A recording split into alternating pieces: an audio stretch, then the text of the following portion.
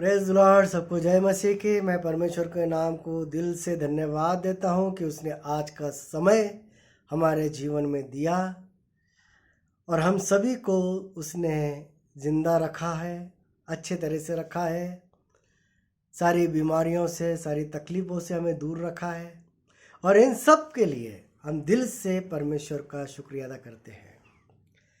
आज मैं जिस वचन को लेके चिंतन मनन करने वाला हूँ, आने वाले दिनों में हम देखने वाले हैं। गुड फ्राइडे आ रहा है और गुड फ्राइडे के दिन इन वचनों पर चिंतन मनन किया जाता है जो ईसा मसीह ने क्रूस पर चढ़ाए जाने के बाद उन्होंने 7 शब्द जो बोले हैं उसके बारे में चर्चेस में जाकर चिंतन मनन होता है और आप सब लोग जाते हैं और हर साल सुनते हैं। मैं भी हर साल सुनता हूँ, लेकिन प्रभु की कृपा है कि आज एक शब्द है जिसके बारे में हम लोग चिंतन मनन करेंगे, जो लिखा है लूका की पुस्तक उसका 23वां अध्याय और 23वां अध्याय 34 आयत। यहाँ पर लिखा है, तब यीशु ने कहा, हे पिता, इन्हें क्षमा कर, क्योंकि ये नहीं जानते कि क्या कर रहे हैं। यीशु मसीह कहते हैं कि हे पिता, इन्हें क्षमा कर, क्योंकि ये नहीं जानते कि ये क्या कर रहे हैं। मेरे प्रियो, हम सब लोग इस घटना के बारे में जानते हैं। हम सभी लोग अच्छी तरह जानते हैं कि ईसा मसीह को सूली पर चढ़ाने से पहले उन्हें कितना तकलीफ दिया गया, लेकिन जो लोग नहीं जानते उनके लिए हम थोड़ा पीछे जाकर इतिहास देखेंगे। मैं आप लोगों को बताना चाहता हूँ कि ईसा मसीह कोई डाकू या चोर या लुटेरे नहीं थे। वे तो परमेश्वर के पुत्र हैं, लेकिन इस संसार ने उन्हें क्या दिया? वो तो इस संसार में आए थे। उस वक्त आने के बाद उन्होंने लोगों को स्वर्ग का रास्ता दिखाया, स्वर्ग के बारे में बताया। जो लंगड़े थे, लूले थे, भूखे, जिनको बात करना नहीं आता, जो गूंगे थे, जो अंधे थे, उन्हें चंगा किया। इतना ही नहीं, उन्होंने मुर्दे में से भी जिंदा किया और लोगों को स्वर्ग का रास्ता दिखाया। लेकिन जो उस समय के धर्म गुरु थे, उन लोगों को ये बातें पसंद नहीं आई और उन लोगों ने ईसा मसीह को सूली पर चढ़ाया। सिर्फ सूली पर नहीं चढ़ाया मेरे प्रियो, सूली पर चढ़ाने से पहले उनकी ठट्टा की गई। उनकी आंखों पे पट्टी बांधकर उन्हें घुसे मारे गए और उनसे कहा कि तू पहचान के तुझे किसने मारा। उसके मुंह पे थूका गया, उन्हें घूसों से मारा गया, उन्हें कोड़ों से मारा गया, उनके मुंह पर झापड़ मारा गई। इतना ही नहीं मेरे प्रियो, उनके शरीर में से हर जगह से खून बाहर आ रहा था, इतना उन्हें घायल किया गया था। उनके सर पर कांटों का मुकुट डाला गया। इतने बुरे तरीके से उन्हें सताया गया, उनकी ठट्टा की गई। इतना ही नहीं तो उनके कपड़े भी निकाले गए। इतने बुरे तरीके से मेरे प्रियो उन्हें सताया गया, इतनी बेरहमी से उन्हें मारा गया। लेकिन फिर भी उन्होंने क्या कहा? हे पिता, इन्हें माफ कर, इन्हें क्षमा कर, क्योंकि ये नहीं जानते कि ये क्या कर रहे हैं। ये नहीं जानते। जिन लोगों को मालूम नहीं है मेरे प्रियो कि ईसा मसीह ने ऐसा क्यों कहा, तो मेरे प्रियो, ईसा मसीह ने इसलिए कहा कि उन लोगों ने ईसा मसीह को बहुत बुरी तरीके से सताया था और ईसा मसीह ने उन्हें बद्दुआएं नहीं दी, बल्कि उनके लिए परमेश्वर से प्रार्थना किया कि हे पिता, इन्हें क्षमा कर, इन्हें क्षमा कर। आज कुछ लोग जिन्हें मालूम नहीं है, वो लोग कहते हैं कि ईसाइयों का भगवान जो खुद को नहीं बचा सका, वो दूसरों को क्या बचाएगा। मेरे प्रियो, ईसा मसीह कोई साधारण इंसान नहीं थे। ईसा मसीह जिंदा खुदा है।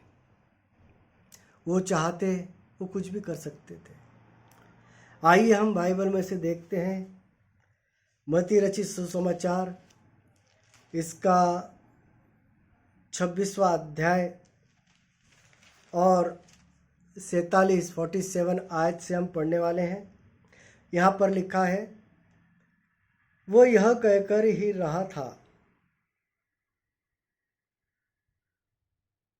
कि यहूदा जो 12 में से एक था आया और उसके साथ प्रधान याजक और लोगों को पुरनियों की ओर से बड़ी भीड़ तलवार और लाठियां लिए हुए आए। उसके पकड़वाने वाले ने उन्हें यह संकेत दिया था, जिसको मैं चूम लूं वही है, उसे पकड़ लेना। ये जो यहूदा था, इस यहूदा ने जो 12 जो उसके चेले थे, उसमें का एक चेला यहूदा था जो विश्वासघात किया। उसने ये जो महायाजक के जो सिपाही थे उन्हें बताया था कि जिससे मैं चूमूंगा उसे तुम पकड़ लेना। और वह तुरंत यीशु के पास आकर उससे कहा, हे रब्बी, नमस्कार, और उसको बहुत चूमा। इस विश्वासघाती ने क्या किया? यीशु के पास आया और उससे कहा, हे रब्बी, यानी हे गुरुजी, नमस्कार, और उससे बहुत चूमा। एक बार नहीं, बार बार चूमा, ताकि जो लोग उसे पकड़ने आए हैं उन्हें वो संकेत हो कि यही वो है, तो धोखा ना खाए। बहुत होशियार था ये। तब यीशु ने उससे कहा, हे मित्र, जिस काम के लिए तू आया है उसे कर ले। तब उन्होंने पास आकर यीशु पर हाथ डाले और उसे पकड़ लिया। यीशु के साथियों में से एक ने हाथ बढ़ाकर अपनी तलवार खींच ली और महायाजक के दास पर चलाकर उसका कान उड़ा दिया। अब ध्यान से सुनिए मेरे प्रियो। तब यीशु ने उससे कहा, अपनी तलवार मयान में रख ले, क्योंकि जो तलवार चलाते हैं वे सब तलवार से नष्ट किए जाएंगे। क्या तू नहीं जानता कि मैं अपने पिता से विनती कर सकता हूँ और वह स्वर्गदूतों की बाहर पलटन से अधिक मेरे पास अभी उपस्थित कर देगा। ईसा मसीह उसके चेले ने, जिसने तलवार निकाल के जिसका कान काट दिया था, उससे कहते हैं कि तू अपनी तलवार मयान में रख। क्या तू नहीं जानता? जो लोग तलवार चलाते हैं उनका अंत भी तलवार से ही होता है। और आगे वो कहते हैं कि तू नहीं जानता कि अगर मैंने पिता से प्रार्थना की, अगर उससे मांगा, तो स्वर्गदूत की पलटन इस संसार में भेज सकता है। और आगे वो कहता है, उस समय यीशु ने भीड़ से कहा, क्या तुम तलवारें और लाठियां लेकर मुझे डाकू के समान पकड़ने के लिए निकले हो? मैं हर दिन मंदिर में बैठकर उपदेश दिया करता था और तुमने मुझे नहीं पकड़ा, परंतु यह सब इसलिए हुआ है कि भविष्यवक्ताओं के वचन पूरे हो। मेरे प्रियो, ईसा मसीह को मारना आसान नहीं था मेरे प्रियो, तो परमेश्वर थे। लेकिन ये सारी बातें पूरा परमेश्वर की योजना थी, ताकि ईसा मसीह संसार में आए और अपना लहू बहाए और हम जैसे जो पापी है उन्हें उद्धार मिले। इसलिए संसार में ईसा मसीह आए और उन्होंने अपना लहू बहाया और उन्होंने अपने लहू से हमें मोल देकर खरीदा है। और जिन लोगों ने उन्हें ईसा मसीह को सूली पर चढ़ाया, जो लोग उसकी ठट्टा कर रहे थे, जिन लोगों ने उसके गाल पे मारा, जिन लोगों ने उसके मुंह पे थूका, जो लोग उसकी रखवाली कर रहे थे कि ईसा मसीह कहीं भाग ना जाए, वही लोग कहते हैं कि ये परमेश्वर का पुत्र है। आइए हम पढ़ते हैं मत्ती रचित सुसमाचार इसका 27वां अध्याय और 50वीं आयत देखने वाले हैं। यहाँ पर लिखा है, तब यीशु ने फिर बड़े शब्द से चिल्लाकर प्राण छोड़ दिया और देखो, मंदिर का पर्दा ऊपर से नीचे तक फटकर 2 टुकड़े हो गया और धरती डोल गई और चट्टानें तड़क गई और कब्रें खुल गई और सोए हुए पवित्र लोगों के बहुत से शव जिंदा उठे और उनके जी उठने के बाद वे कब्र में से निकलकर पवित्र नगर गए और बहुतों को दिखाई दिए। और बहुत लोगों ने उन्हें देखा जो पवित्र नगर में गए, जो लोग मरे हुए थे वो कब्र में से जिंदा हुए और बहुत लोग उस नगरी में चले गए और ये देखने वाले बहुत से लोग थे। तब सूबेदार और जो उसके साथ यीशु का पहरा दे रहे थे, भूकंप और जो कुछ हुआ था उसे देखकर अत्यंत डर गए। जो कुछ वहां पर घटना हुई, उन सारी घटनाओं को देखकर वो डर गए, भयभीत हो गए और कहा, सचमुच यह परमेश्वर का पुत्र था। आखिरकार इन लोगों ने मान लिया कि यह जो कह रहा था ये सब सच था। मेरे प्रियो, आज इस घटना को 2000 साल बीत चुके हैं और ईसा मसीह उसी समय 3 दिन बाद जी उठे और आज वो जिंदा है और बहुत जल्द वो इस संसार में उसका हम सबका न्याय करने आने वाले हैं। जिन लोगों ने उसे मारा वो भी देखेंगे, जिन लोगों ने उसके मुंह पे थूका वो भी देखेंगे, जो आज भी लोग नाम रखे वो भी उसे देखेंगे, क्योंकि वो जिंदा खुदा है। लेकिन इस घटनाओं को बाइबल में क्यों लिखा गया? क्यों हम हर साल गुड फ्राइडे के दिन चर्च में जाते हैं? हम हर साल इसी बात को, इसी वचन को बार बार क्यों सुनते हैं? इस घटना के बारे में हम बार बार क्यों चिंतन मनन करते हैं? क्या यह घटना इसीलिए क्यों लिख के रखी? इसके बारे में हम कभी सोचते हैं क्या हम सोचते हैं कि पवित्र बाइबल में ये सारी घटनाएं क्यों लिखी हुई है? आज के संसार में 2000 साल के बाद भी इस बात का क्या मतलब निकलता है? क्या इसके बारे में हम सोचते हैं क्या? मेरे प्रियो, 2000 साल पहले जो ईसा मसीह ने जिन लोगों ने ईसा मसीह को सताया, जिन लोगों ने ईसा मसीह को मारा, जिन लोगों ने ईसा मसीह के ऊपर थूका, लेकिन ईसा मसीह ने उन्हें माफ़ किया, उन्हें क्षमा किया मेरे प्रियो।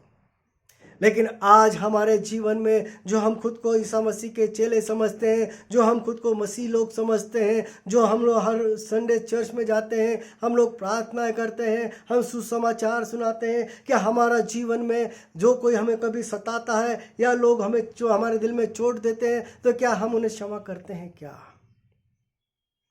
ये सवाल आज हमारे सामने है मेरे प्रियो। 2000 साल पहले ये घटना हुई थी, लेकिन आज इस सवाल का जवाब आज भी हमारे पास नहीं है। कई बार ऐसा होता है मेरे प्रियो कि किसी व्यक्ति ने मेरे दिल को चोट पहुंचाई है, किसी व्यक्ति ने मेरा कोई नुकसान किया हुआ है, या किसी व्यक्ति ने मुझे बहुत सताया हुआ है, और लेकिन मैं कहता हूं कि मैंने उसे माफ़ किया। जिस व्यक्ति ने मेरा नुकसान किया, मैं कहता हूं मैंने उसे माफ़ किया। जिस व्यक्ति ने मुझे चोट पहुंचाई, मैं कहता हूं मैंने उसे माफ किया। क्या मेरे प्रियो, मैंने दिल से उसे माफ किया? कई बार ऐसा होता है कि उस व्यक्ति के बारे में जब कहीं बात निकलती है, जब वो कहीं लोगों में उसके बारे में बातचीत चलती है, तब मैं उधर जाके कहता हूँ, अरे हाँ, मैं इस व्यक्ति को बहुत अच्छी तरह जानता हूँ, इसने मेरे साथ ऐसा ऐसा बर्ताव किया था, लेकिन मैंने उसे माफ किया। मैं अपना बड़ापन दिखाता हूँ। कि हाँ, मैं इस व्यक्ति को जानता हूँ, इसने मेरा ऐसा नुकसान किया था, परंतु मैंने इसे माफ किया। वाह, बहुत बड़ा काम किया, बहुत बड़ा काम किया।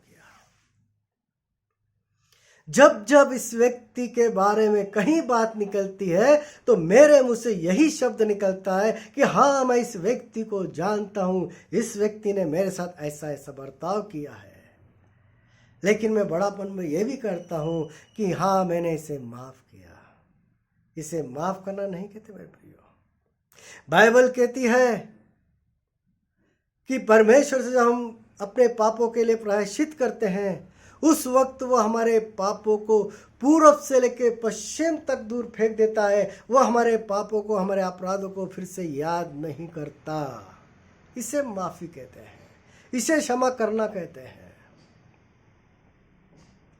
लेकिन मेरे प्रियो, इसके विरुद्ध हमारा बर्ताव जो है, जब हमारे दोस्तों में या हमारे अड़ोस पड़ोस में किसी के साथ हमारी बनती नहीं है या लड़ाई झगड़ा होता है, तो हमारे दिल में थोड़ा सा डर तो रहता है कि परमेश्वर का वचन कहता है कि भाई क्षमा करो। हम मुंह से कहते हैं कि हे प्रभु, मैंने उसे क्षमा किया, मैंने उसे क्षमा किया, परंतु दिल में उसके लिए नफरत हमेशा रहती है। और जब कभी भी हमारा लड़ाई झगड़ा होता है तो हम पुरानी बातें निकालते हैं। यह हमारी आदत है मेरे प्रियो। पति पत्नी के लड़ाई झगड़े होने दो, जब इन दोनों में जब पूरे झगड़े होते हैं, लड़ाई झगड़ा होता है, तब पति हो या पत्नी हो, ये लोग कहते हैं एक दूसरे को क्षमा किया, परंतु मेरे प्रियो, सारी पुरानी बातें याद कर करके ये आपस में लड़ाई झगड़ा करते हैं। क्या इसे क्षमा कहते हैं? हमारे रिश्तेदारों से जब लड़ाई झगड़ा होता है या उनके साथ हमारी बनती नहीं है, तब भी हम बार बार इन बातों को बाहर निकालते हैं, खोद खोद कर निकालते हैं, और चार लोगों में कहते हैं यार, हम लोगों ने उनसे साथ इसलिए रिश्ता तोड़ा था कि वो लोग हमारे साथ ऐसा बर्ताव करते थे। लेकिन जाने दो, हमारे परमेश्वर हमसे, प्रभु कहते हैं कि नहीं, उन्हें माफ़ करना। हमारे प्रभु हमसे कहते हैं माफ़ करना। हमने तो माफ़ कर दिया, हमने तो माफ़ कर दिया। मेरे प्रियो, ये जो घटनाएं चाहे कोई भी हो हमारे साथ एक बार करता है। किसी ने हमारा नुकसान किया, वो एक ही बार किया होगा। किसी ने हमारा दिल दुखाया हो तो एक ही बार दुखाया होगा। लेकिन हम लोग बार बार उसका नाम लेकर उसे बदनाम करते हैं। तो मेरे प्रियो, आप बताइए, ये पाप है या पुण्य है? क्या ईसा मसीह ने यही पढ़ाया है हमें? हम कहते हैं हम जब पैदा हुए तब से हम ईसा मसीह को मानते हैं।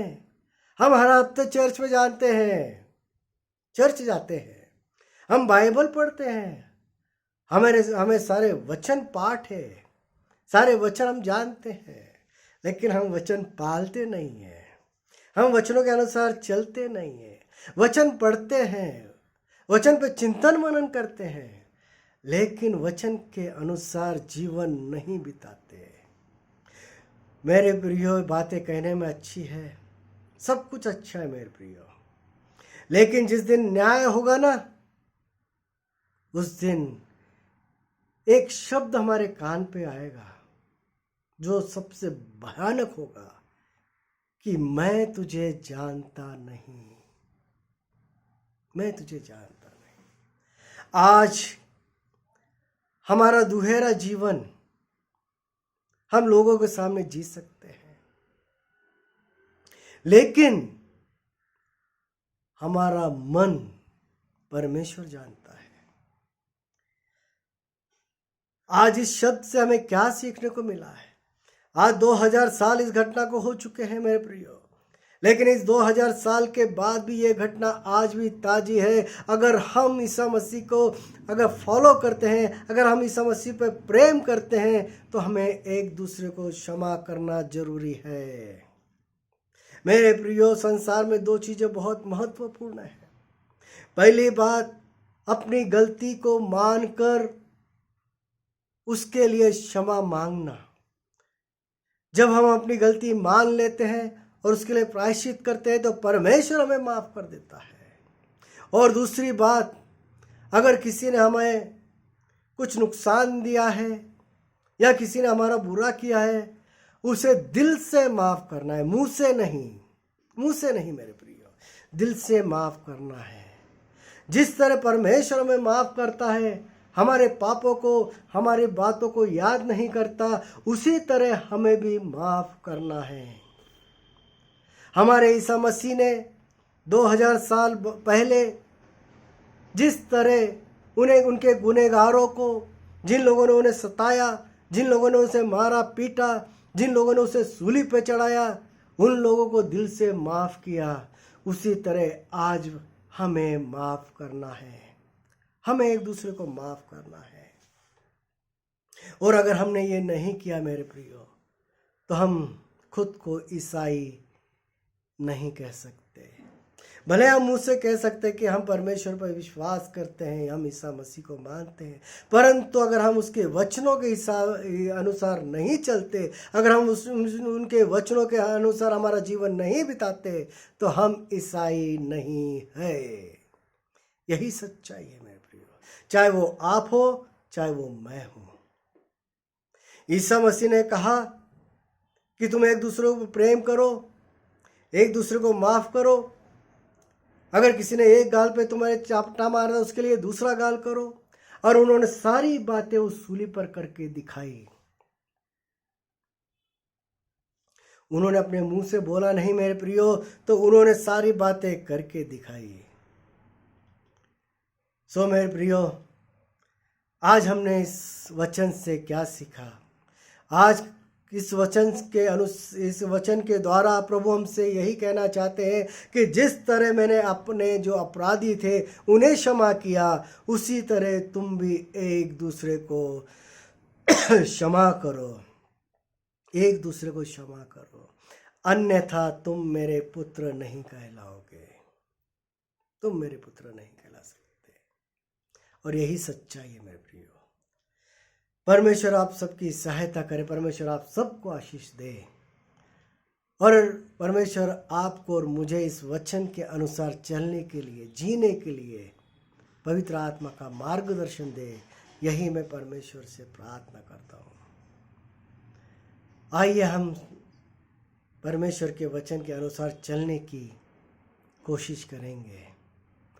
परमेश्वर आप सबको आशीषित करे। धन्यवाद मेरे प्रियो, धन्यवाद। आमीन।